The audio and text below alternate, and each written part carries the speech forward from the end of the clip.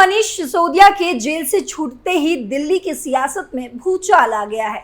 दिल्ली विधानसभा चुनाव में अभी लगभग 6 महीने का वक्त है, लेकिन जब से मुख्य निर्वाचन कार्यालय ने एमसीडी को विधानसभा चुनाव के लिए नोडल अधिकारियों की नियुक्ति का आदेश दिया, तब से ही एमसीडी सूत्रों का कहना है कि कर्मचारियों को भी चुनाव संबंधी ट्रेनिंग देने का निर्देश भी मिल गया है। मुख्य निर्वाचन कार्यालय ने एमसीडी को विधानसभा चुनाव की तैयारियों को करने के लिए कहा है, तो दिल्ली में विधानसभा चुनाव पहले कराए जाने का कयास लगाए जाने लगा है।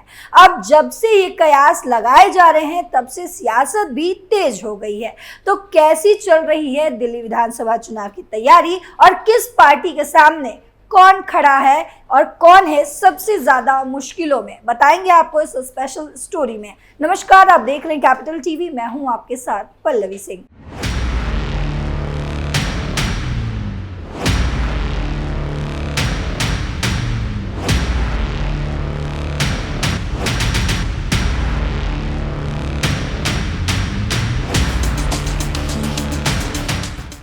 दिल्ली विधानसभा का कार्यकाल अगले साल फरवरी में खत्म हो रहा है, यानी चुनाव होने में अभी 6 महीने बचे हुए हैं। लेकिन दिल्ली में विधानसभा चुनाव समय से पहले होने के कयास लगाए जा रहे हैं और अगर देखा जाए तो दिल्ली में अब तक चुनाव की तैयारी 6-7 माह पहले नहीं हुई है। तो ये कयास क्यों लगाए जा रहे हैं, ये आपको मैं पहले बता देती हूँ। इसकी वजह साल के अंत में महाराष्ट्र, हरियाणा, झारखंड और जम्मू कश्मीर विधानसभा चुनाव के होने हैं। तो क्या दिल्ली में भी विधानसभा के चुनाव इन राज्यों के साथ हो सकते हैं? और दूसरी वजह यह है कि अगले साल फरवरी महीने में दिल्ली विधानसभा के अलावा किसी और राज्य का विधानसभा चुनाव होने का तय नहीं है। इन्हीं वजहों से दिल्ली विधानसभा के चुनाव वक्त से पहले हो सकते हैं, ये कयास मिल रहा है। दिल्ली विधानसभा चुनाव में एमसीडी की भूमिका। मुख्य निर्वाचन कार्यालय ने एमसीडी को विधानसभा चुनाव के लिए नोडल अधिकारियों की नियुक्ति का आदेश दिया, तो एमसीडी सूत्रों का कहना है कि कर्मचारियों को चुनाव संबंधी ट्रेनिंग देने के निर्देश भी मिल गए हैं। एमसीडी के अनुसार मुख्य निर्वाचन कार्यालय ने उसको चुनाव संबंधी विभिन्न कार्यों के लिए नोडल अधिकारी नियुक्ति करने और कर्मचारियों को चुनाव कार्य के संबंध में ट्रेनिंग देने का भी फरमान दिया है। इस कड़ी में उसने कार्य करना शुरू कर दिया है। उसने नोडल अधिकारी नियुक्त करने के साथ साथ कर्मचारियों को ट्रेनिंग देनी भी शुरू कर दी है। आप बीजेपी और कांग्रेस ने तैयारियां शुरू की। मनीष सिसोदिया के जमानत पर बाहर आने के बाद जहां 14 अगस्त से वो पदयात्रा शुरू कर रहे हैं, तो बीजेपी को लगता है कि अब कभी भी केजरीवाल जेल से बाहर आ सकते हैं। लिहाजा आम आदमी पार्टी रणनीति को बदलते हुए चुनावी समर में उतर रही है। उधर कांग्रेस ने चुनाव अकेले लड़ने का भी ऐलान करते हुए बारिश या फिर करंट लगने से मौतों को मुद्दा बनाकर सीधे केजरीवाल पर हमले कर रही है। यानी बात की जाए इंडी गठबंधन की, तो दिल्ली में इंडी गठबंधन बिल्कुल भी काम नहीं कर रहा है। आप और कांग्रेस इंडी गठबंधन के दोनों पार्टी बिल्कुल आमने सामने खड़ी है। बीजेपी की तैयारी से केजरीवाल की बढ़ी टेंशन। अगले साल होने वाले विधानसभा चुनाव के लिए बीजेपी तैयारियों में जुट चुकी है। पार्टी ने राजधानी में अनुसूचित जाति यानी कि एससी मतदाताओं की अच्छी खासी संख्या वाली 12 आरक्षित सीट सहित कुल 30 विधानसभा क्षेत्रों में पहुंच बढ़ाने पर जल्द ही काम करना शुरू कर देगी। पार्टी के एक वरिष्ठ नेता ने कहा है कि इन 30 विधानसभा क्षेत्रों में रहने वाले लोगों के साथ घर घर जाकर संपर्क बढ़ाने के लिए समर्पित विस्तारक नियुक्त किए गए हैं। इनमें ज्यादातर अनधिकृत कॉलोनियां और झुग्गी बस्तियां शामिल हैं। बीजेपी की रणनीति से केजरीवाल की परेशानी बढ़ने लगी है। निचले तबके के लोगों को आम आदमी पार्टी का वोटर माना जाता है। कांग्रेस के लिए सत्ता की राह फिलहाल आसान नहीं।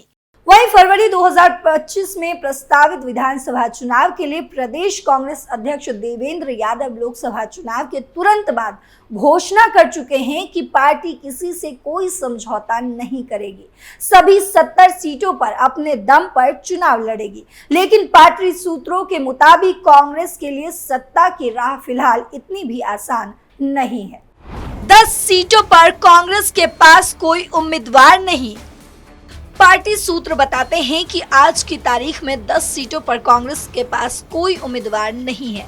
कुछ सीटों पर उम्मीदवार है, लेकिन उनकी स्थिति बहुत मजबूत नहीं है। कुछ सीटों पर पूर्व विधायक ही फिर से ताल ठोक सकते हैं, लेकिन सीट निकल पाने की स्थिति नजर नहीं आ रही है। कुछ सीटों पर अच्छे उम्मीदवार थे, मगर पार्टी छोड़ गए। हालांकि वरिष्ठ नेताओं के मुताबिक प्रदेश अध्यक्ष की जिम्मेदारी संभालने के बाद देवेंद्र यादव लगातार संगठन की मजबूती के लिए प्रयास कर रहे हैं। सभी ब्लॉकों एवं जिलों में मासिक बैठक अनिवार्य कर दी गई है। अलग अलग क्षेत्रों में कार्यकर्ता सम्मेलन भी किए जा रहे हैं। जल्द ही निष्क्रिय ब्लॉक और जिला अध्यक्षों को हटाकर नए पदाधिकारी भी नियुक्त किए जाने की तैयारी है। लेकिन खुद को गठबंधन में फूट और सामने बीजेपी जैसे दमदार पार्टी के होने पर कितना सफलता मिलेगा, ये तो वक्त आने पर ही पता चलेगा। रणनीति और चुनावी संघर्ष।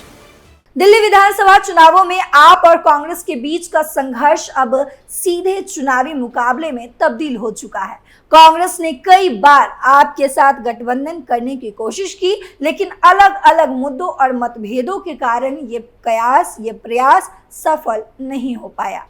आपने चुनावी रणनीति के तहत उन क्षेत्रों पर ध्यान केंद्रित किया जहां कांग्रेस की स्थिति कमजोर रही, विशेष रूप से उन क्षेत्रों में जहां कांग्रेस का पुराने मुद्दों पर भरोसा था। आप नई और विवादास्पद नीतियों को पेश करेगी। कांग्रेस के लिए ये स्थिति और भी चुनौतीपूर्ण हो जाएगी जब आप इन मुद्दों को अपने चुनावी मंच का हिस्सा बना देगी। जल्द चुनाव से किसे होगा फायदा? अब मैं आपको समझाती हूँ कि आखिर इस चुनाव से किसका कितना फायदा हो सकता है। दिल्ली में 2015 में आम आदमी पार्टी यानी कि आप है, जिसके मुखिया अभी जेल में है। वहीं उसकी मुख्य प्रतिद्वंदी बीजेपी है, जबकि कांग्रेस से भी उसे टक्कर मिलेगी, क्योंकि उसने चुनाव अकेले लड़ने का फैसला किया है। अगर चुनाव पहले होते तो फिर ये आपके लिए भी एक चुनौती होगी, क्योंकि इसे एंटी इनकम्बेंसी का सामना करना पड़ सकता है। हाल के समय में इसके शीर्ष नेताओं पर लगे आरोप और उनकी गिरफ्तारी का असर चुनाव में पड़ सकता है। वहीं लोकसभा चुनाव में भी ये कुछ खास करिश्मा नहीं कर पाई और जिन 4 सीटों पर चुनाव लड़ा वहां हार का मुंह देखना पड़ा था। हालांकि पार्टी के लिए अब अच्छी बात यह है कि मनीष सिसोदिया जमानत पर बाहर आ चुके हैं, जिससे इसकी चुनावी तैयारियों को धार मिल सकती है। क्या 6-7 महीने पहले शुरू हो जाती है तैयारी? अगर अगले साल चुनाव होने हैं तो इस लिहाज से चुनाव की तैयारियों के लिए 6 से 7 महीने का वक्त है, लेकिन चुनाव की तैयारियां अमूमन इतने पहले नहीं की जाती है। तो इस आधार पर भी माना जा रहा है कि चुनाव 2024 में ही हो सकते हैं। आपको बता दें कि झारखंड, हरियाणा, महाराष्ट्र और जम्मू कश्मीर में चुनाव को लेकर निर्वाचन आयोग ने अधिकारियों के तबादले के निर्देश भी दिए हैं। ऐसे में वहां चुनाव की तारीखों की घोषणा जल्द होने के आसार हैं। दिल्ली विधानसभा में आम आदमी पार्टी, कांग्रेस और बीजेपी के बीच चुनौतीपूर्ण स्थिति ने दिल्ली की राजनीति को नया मोड़ दिया है। आपने कांग्रेस की कमजोरियों को पहचानते हुए अपनी रणनीतियों को सफलतापूर्वक लागू किया, जबकि कांग्रेस ने अपनी पुरानी नीतियों और मुद्दों के प्रति अपनी प्रतिबद्धता को बनाए रखा। इस प्रतिस्पर्धा ने न केवल दिल्ली की राजनीति को प्रभावित किया है, बल्कि पूरे देश की राजनीति में भी एक नया दृष्टिकोण प्रस्तुत किया गया है। भविष्य में इस संघर्ष का प्रभाव कैसे पड़ेगा, ये दिल्ली की राजनीति स्थिति और जनता की अपेक्षाओं पे निर्भर करेगा। आशा है कि इस विश्लेषण से आपको दिल्ली विधानसभा में आम आदमी पार्टी, कांग्रेस और बीजेपी के बीच के संघर्ष को समझने में मदद मिली होगी। इस पर आपकी क्या राय है, कमेंट बॉक्स में जरूर बताते जाइएगा। फिलहाल मेरे साथ इतना ही। देश और दुनिया की तमाम खबरों के लिए देखते रहिए कैपिटल टीवी। नमस्कार।